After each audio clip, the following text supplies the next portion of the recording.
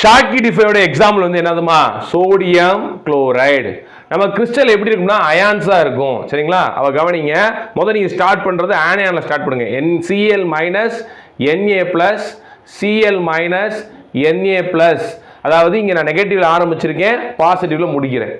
Again கீழே எழுதும்போது என்ன பண்ணணும் அப்படின்னா இதுக்கு அல்டர்னேட்டிவ் எழுதணும். இங்கே Cl மைனஸ் இருக்கா, இப்போ என்ன எழுதுங்க இங்கே Na plus Cl minus Na plus Cl minus, again Cl minus Na plus Cl minus Na plus.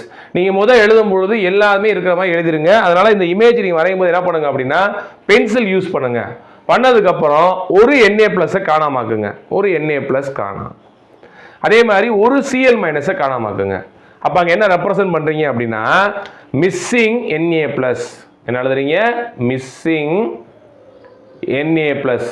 இங்கே என்ன இருக்கு, மிஸ்ஸிங் Cl மைனஸ். இவ்வளோதாம்மா டயக்ராம், முடிஞ்சு போச்சு. நீங்கள் சர்க்கிள் போட்டு வரையதை காட்டிலும் இது ரொம்ப சிம்பிள், ஈஸியாக முடிச்சிடலாம். அதனால் அதை ஃபாலோ பண்ணுங்கள், இது தப்பு கிடையாது.